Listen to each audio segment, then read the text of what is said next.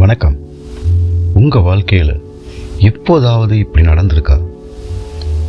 ஒருத்தரை நீங்கள் முதல் முறை சந்திக்கிறீங்க, ஆனால் ஏதோ பல ஜென்மங்களாக அவங்கள தெரிஞ்சவர் போலவும் ஒரு நெருக்கம்.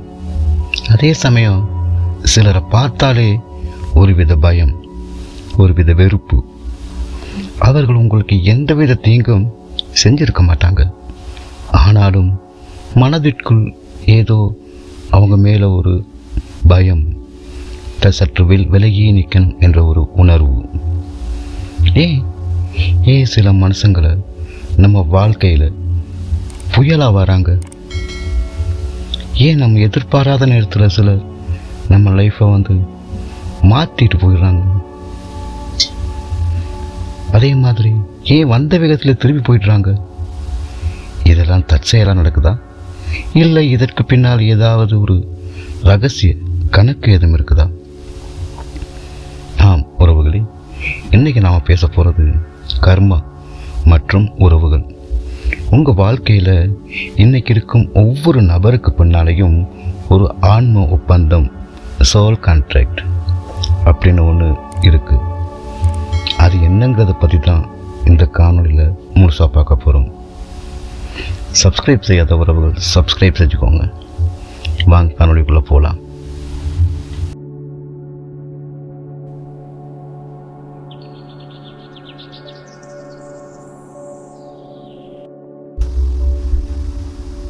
கர்மான்னா என்ன? கர்மான்னா பலரும் நினச்சிக்கிட்டு இருக்கிறது போல அது ஒரு தண்டனை கிடையாது. கர்மா என்பது ஒரு பாடம். பிரபஞ்சம் நமக்கு சொல்லிக் கொடுக்க விரும்புகிற ஒரு பாடம். உறவுகள் என்பது அந்த பாடத்தை கற்றுக் கொடுக்க வரும் ஆசிரியர்கள். உறவுகள் மட்டுமல்ல, சம்பவங்களும் தான். நமது ஆன்மா இந்த பூமிக்கு வரும்போதே தான் சந்திக்க போகும் நண்பர்களை தீர்மானித்து விட்டு தான் வருது அப்படின்னு சொல்லி ஆன்மீகம் சொல்லுது. நம்மளை பல பேர் சொல்கிறோம், நான் ஏன் இந்த பிறப்பு எடுத்தேன், எனக்கு ஏன் இப்படி நடக்குதுன்னு. அப்படி கிடையாது. இது எல்லாம் தெரிஞ்சுதான், முன்கூட்டியே உணர்ந்து தான் நாம் இந்த பூமிக்கு வரோம். இதுக்கு பேர் தான் ப்ரீ பர்த் பிளானிங், பூர்வ ஜென்ம நினைவுகள் அல்லது பூர்வ ஜென்ம திட்டங்கள். இதுக்கு முன்னுக்கு நம்ம வாழ்க்கையில் நம்ம இந்த பூமிக்கு வர்றதுக்கு முன்னுக்கு பல ஜென்மங்கள் எடுத்த முன் ஜென்ம ஞாபகங்களும் அதனோட கர்ம வினைகளும் தான். நாம் யாரிடம் பாடம் கற்க வேண்டும், யாரிடம் நமது அன்பை பகிர வேண்டும், நமது துன்பங்களையும் கஷ்டங்களையும் யாரால் அனுபவிக்க வேண்டும் என்பதெல்லாம் முன்னதாகவே எழுதப்பட்டு விட்டாகிறது. அது ஏற்கனவே ஒரு கதையாக நம்ம எழுதி வச்சு எல்லாம் தெரிஞ்ச பிறகுதான் பூமிக்கு நாங்கள் பிறப்பெடுக்கிறோம். நாங்கள் பிறந்த பிறகு வேணா மறந்து போயிடலாம், ஆனால் பிறக்க முன்னுக்கே நமக்கான அவ்வளோ விஷயங்களும் என்னென்ன தெரிஞ்சு தான் இந்த பூமியில் நாம் பிறப்பெடுக்கிறோம். இதை நீங்கள் நம்பினாலும் நம்பாட்டியும் இதுதான் உண்மை. இதுதான் நம்ம சித்தர்களும் ஞானிகளும் நம்ம ஆன்மீகமே கற்றுத்தருது. யோசிச்சு பாருங்க, உங்களோட அலுவலகத்தில் உங்கள் மேனேஜர் உங்களோட கடுமையாக நடத்துகிறாரு, உங்களை ரொம்ப இம்சை பண்ணுறாரு. நீங்கள் வேலையை விட்டுட்டு ஓடிடலாமா அப்படின்னு கூட நினைக்கிறீங்க. ஆனால் அந்த மேனேஜர் உங்களை செதுக்க வந்த ஒரு கர்மவினை என்றால் உங்கள் பொறுமையை சோதிக்கவும் உங்கள் திறமையை வெளிக்கொண்டு வரவும் தான் அவர் ஒரு கருவியாக இருப்பார். அப்படித்தானே? அவர் உங்களை சோதிக்கிறாரு, அவர் உங்களை ரொம்ப இம்சிக்கிறாருன்னா அவர் உங்களோட சோதனையில் உங்களுடைய நல்ல விஷயங்கள், உங்களுடைய பொறுமையில் ஏதோ ஒன்றை உங்களுக்கு கற்றுக் கொடுக்க வந்திருக்கிறார். அதை நீங்கள் அப்படித்தான் எடுத்துக்கணும். உறவுகளில் 3 முக்கிய நிலை இருக்கிறது. உங்கள் வாழ்வில் இருப்பவர்கள் இதில் எங்கே வருகிறார்கள் என்று நீங்களே கணக்கு போட்டு பார்த்து கொள்ளுங்கள். சிலர் நம்மிடம் நமக்கிட்டேயே இருக்கிற குறைகளையே பிரதிபலிப்பாங்க.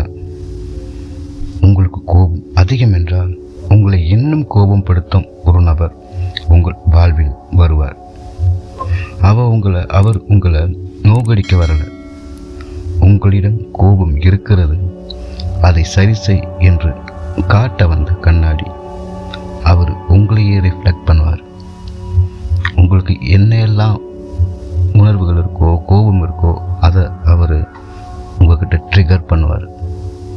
அதை தான் சொல்லுவாங்க த மிரர் ரிலேஷன்ஷிப்.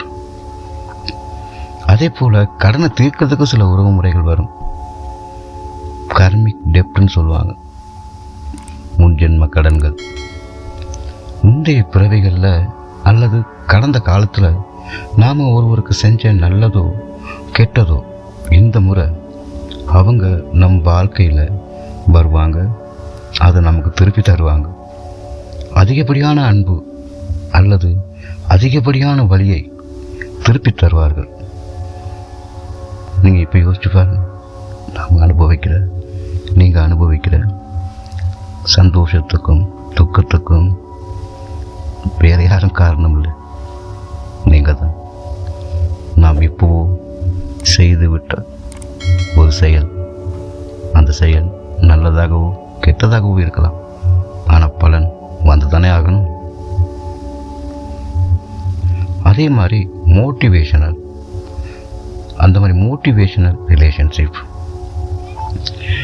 இவங்க உங்கள் வாழ்க்கையில் நீண்ட காலம் இருக்க மாட்டாங்க. ஒரு பேருந்து பயணத்தில் சந்திக்க நபராக கூட இருப்பாங்க. ஆனால் அவங்க சொல்லும் ஒரு வார்த்தை உங்கள் வாழ்க்கையின் திசை வழியவே மாற்றும். இதை நீங்கள் கவனிச்சிருக்கீங்களா? திடீர்னு ஒருத்தர் வருவார், உங்களுக்கு ஒரு நல்ல யோசனை சொல்லிட்டு காணாமல் போயிடுவார். அந்த யோசனை அல்லது அந்த நபர் உங்கள் வாழ்க்கையில் பெரிய மாற்றத்தை ஏற்படுத்தியிருப்பார். அல்லது ஒரு சந்தர்ப்பம், நீங்கள் நல்லா உங்கள் லைஃப்பை கவனித்து பார்த்தீங்கன்னா உங்கள் வாழ்க்கையில் ஏற்பட்ட ஒரு மிகப்பெரிய மாற்றங்களுக்கு அந்த ஒரு சின்ன ஒரு சந்தர்ப்பம் தான் காரணமாக இருந்திருக்கும். நீங்கள் திட்டம் போட்டு மிக திட்டமிட்டு செஞ்ச ஒரு செயலாகவே இருக்காது. அது ஒரு விபத்து மாதிரி வந்து போயிருக்கும். ஆனால் அதுதான் உங்கள் வாழ்க்கையை மாற்றிருக்கும். இன்னைக்கு நீங்கள் இருக்க நிலைக்கும் அந்த ஒன்று தான் காரணமாக இருக்கும். சரி, நமக்கு கஷ்டங்களை தர்ற உறவுகளை நம்ம எப்படி கையாளுறது? இப்போதான் நம்ம முக்கியமான ஒரு இடத்துக்கு வந்திருக்கோம். ஏன் என் கணவரோ அல்லது என் மனைவியோ ஏன் என் நண்பர்கள் எனக்கு இவ்வளவு கஷ்டத்தை தர்றாங்க? இதுதான் நம்மள பல பேரோட கேள்வி. கர்ம விதியின்படி ஒரு உறவு உங்களுக்கு வலியை தருகிறது என்றால் நீங்கள் அவங்களிடம் இருந்து ஏதோ ஒன்றை இன்னும் எதையோ கற்றுக்கொள்ளாமல் இருக்கிறீங்க அப்படின்னு தான் அர்த்தம். அதாவது அவங்க ஏதோ உங்களுக்கு கற்றுக் கொடுக்க வராங்க, ஆனால் நீங்கள் இன்னும் அது என்னன்னு புரியாமல் இருக்கிறீங்க.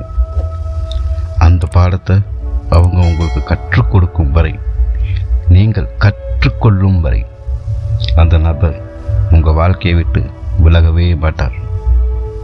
அல்லது அவர் விலகினாலும் அதே போல குணமுள்ள இன்னொரு நபர் அந்த இடத்தை நிரப்புவாரே தவிர அவர் வந்தும் எந்த மாற்றமும் இருக்காது. இதை நீங்கள் அனுபவிச்சிருப்பீங்க. என்னடா நேற்று சந்தித்த ஒரு நபரும் இப்படித்தான், இன்னைக்கு சந்திக்கிறவங்களும் இப்படித்தான் இருக்காங்க, ஆனால் எதுவுமே மாறலையே.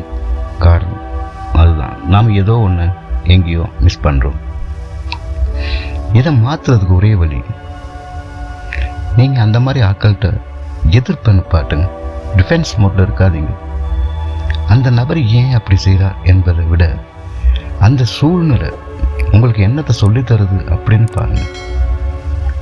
மன்னிப்பு என்பது அடுத்தவருக்காக அல்ல, உங்கள் கர்ம வினையை நீங்கள் அறிந்து கொள்வதற்காக அல்லது உங்களோட கர்ம வினையை அறுத்து கொள்வதற்காக. புரியுதா? அந்த உறவுகளிலிருந்து நீங்கள் ஏதாவது கற்றுக்கொள்ள முயற்சி பண்ணுங்க.